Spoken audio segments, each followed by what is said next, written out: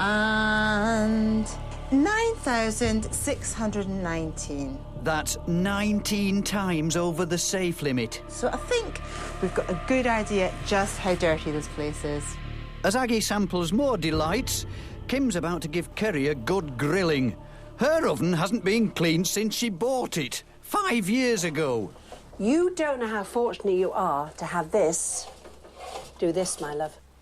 I wish I could see you, but I can't. Do you know why I can't? Because you've not cleaned it in years, you dirty madam. Now, so what I'm going to do, I've got bicarbonate of soda, which is a natural, wonderful cleaner. It's wonderful.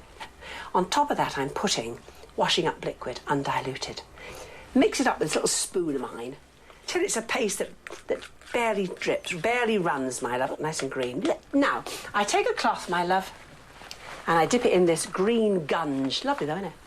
It's softening all the time. The soap and the bicarb will help to soften it. OK, my love.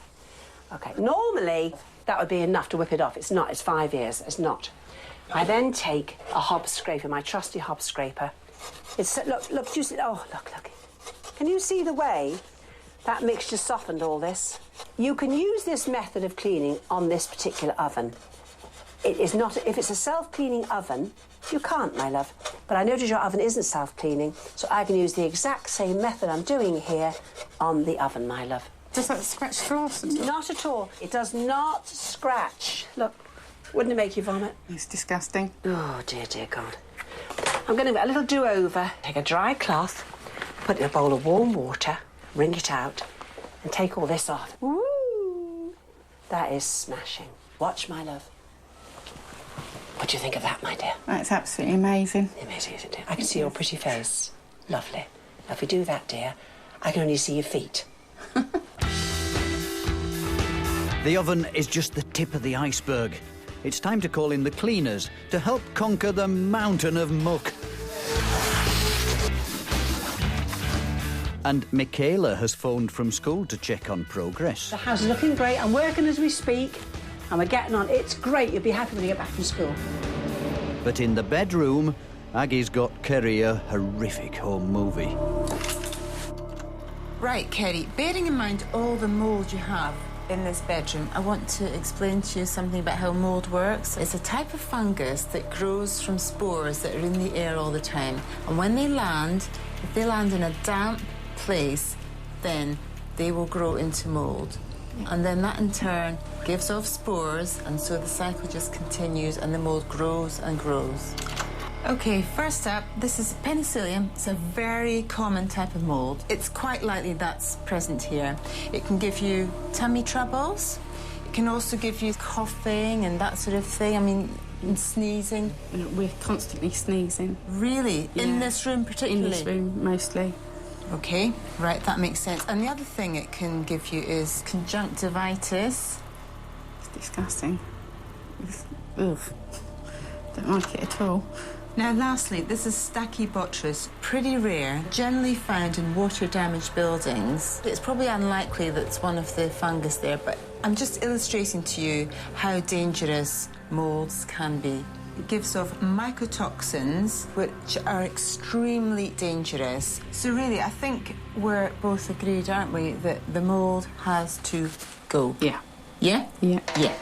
It seems the cleaning queens are causing a bit of a stir in the neighbourhood. Is there an easy way to get chewing gum out of the carpet? I know this one. Come on, you're playing my music. And what will the results from the lab reveal? It can affect every tissue in the body with all sorts of nasty diseases.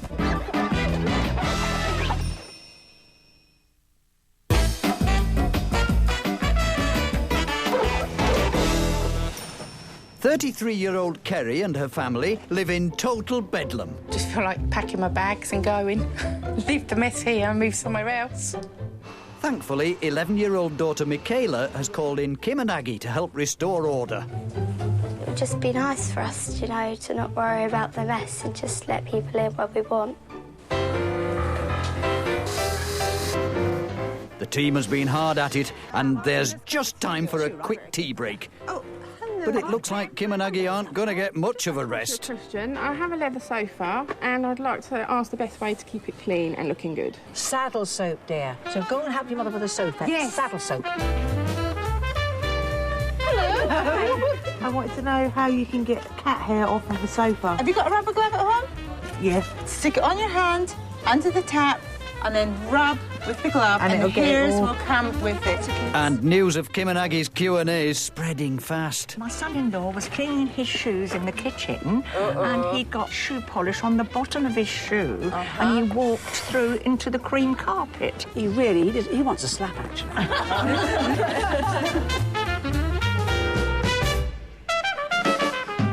Is there an easy way to get chewing gum out of a carpet? I know this one.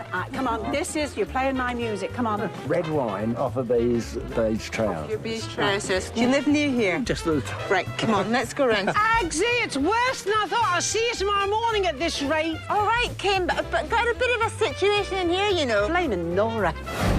Well, so much for our break, Kim. Get in before they come back. Get in, Exactly. get in. Well, we can.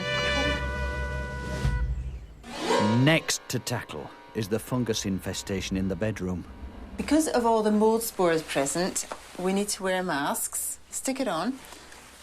OK, we need to get going on this. It's half bleach, half water. Right, scrub away. Now, rubbing this water and bleach solution could discolour or damage your wallpaper, but your mould is so dangerous it just has got to go. How long's this mold been here? About 5 years. 5 years, Kerry. And how long's it taken us to shift this? 5 minutes. Not even that. Other fungicides are tea tree oil, for instance, or sugar soap. That'll get it off.